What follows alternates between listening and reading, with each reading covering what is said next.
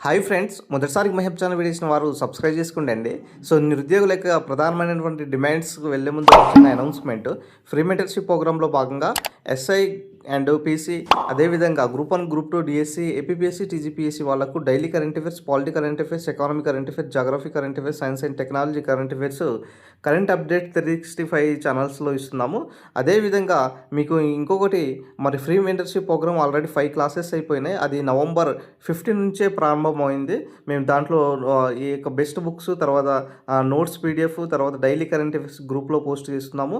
So interested candidates ఎవరైతే ఉంటే test series కూడా ఉంటాయండి. ఇంట్రెస్టెడ్ క్యాండిడేట్స్ ఎవరైతే ఉంటే మరి వాళ్ళు ఈ యొక్క గ్రూప్లో జాయిన్ అయ్యండి. మా ఛానల్ను సబ్స్క్రైబ్ చేసుకుంటే మీకు డైలీ అప్డేట్స్ వస్తూ ఉంటాయి. ఇక విషయానికి వెళ్ళే ముందు, మరి గ్రూప్ 1 సంబంధించినటువంటి 500 పోస్టులు, గ్రూప్ 2కి సంబంధించినటువంటి 2000 పోస్టులు, అదేవిధంగా గ్రూప్ 3 అండ్ గ్రూప్ 4 రెండు కలిపి 10,000 పోస్టులు, అదేవిధంగా police notification SI and PC కలిపి 20,000 నోటిఫికేషన్, అదేవిధంగా డిఎస్సిలో 10,000 నోటిఫికేషన్, విద్యుత్ శాఖలో 5,000 నోటిఫికేషన్ ఇవ్వాలనేసి ఇక్కడ వినతి పత్రం అయితే ఇవ్వడం జరిగింది. సో అందరి తరపు నుంచి అయితే గ్రూప్ 1 సంబంధించినటువంటి మరి గతంలోనే 563 పోస్టులు ఇవ్వడం జరిగింది కదా.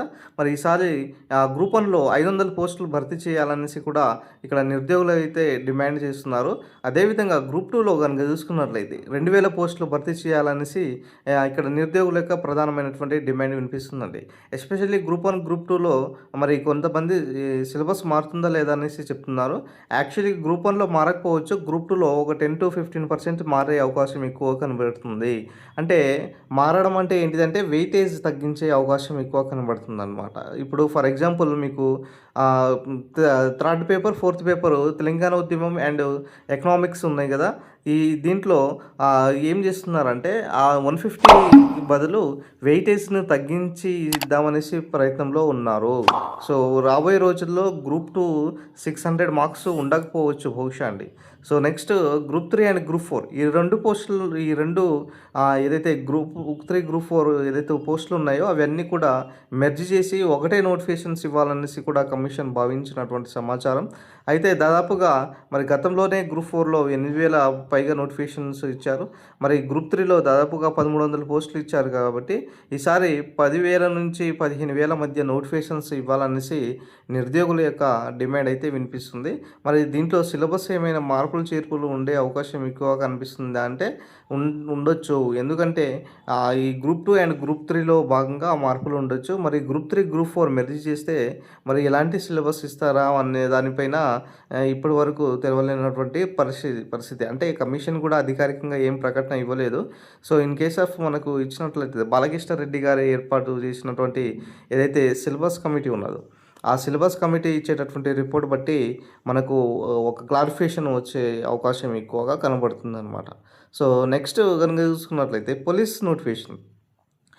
నోటిఫికేషన్లో 20,000 ఉద్యోగాలు భర్తీ చేయాలనేసి పోలీస్ అభ్యర్థుల యొక్క ప్రధానమైనటువంటి డిమాండ్.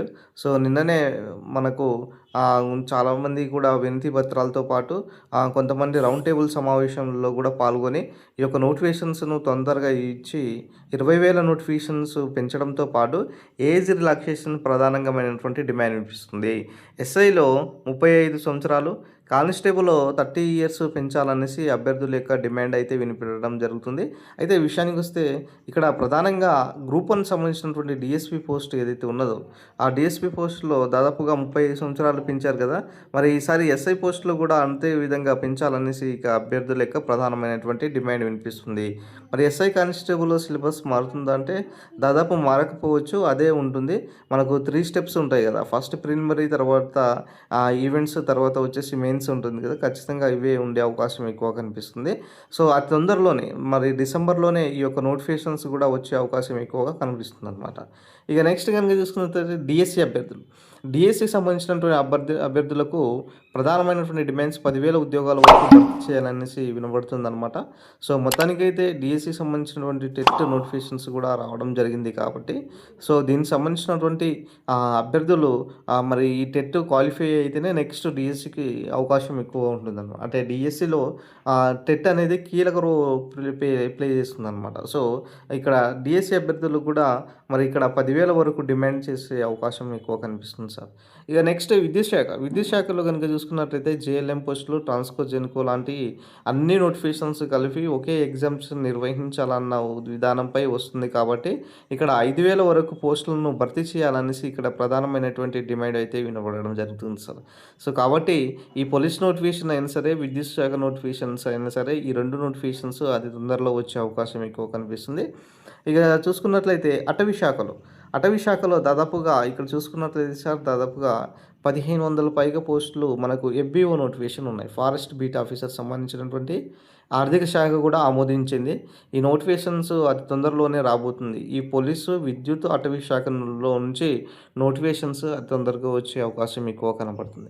ఇకపోతే జేఎల్డిఎల్ సంబంధించినటువంటి అప్డేట్స్ గురించి అడుగుతున్నారు.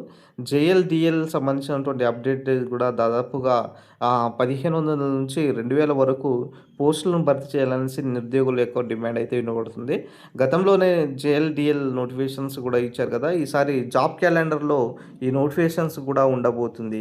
తర్వాత లైబ్రరీకి సంబంధించినటువంటి పోస్టులు కూడా మనకి జాబ్ క్యాలెండర్లో ఉంటుంది. తర్వాత మిగతా సంబంధించినటువంటి ఏదైతే ఉన్నాయో దాని డిపార్ట్మెంట్ సంబంధించినటువంటి కూడా ఉంటాయి. జాబ్ క్యాలెండర్ వచ్చిన తర్వాత నేను అప్డేట్ ఇచ్చే ప్రయత్నంలో చేస్తాను సార్. సో, ఇది ఈరోజు సంబంధించినటువంటి ఓవరాల్గా అభ్యర్థులు ఇక్కడ డిమాండ్ వినిపిస్తుంది అనమాట. So, thank you friends, thank you one and all.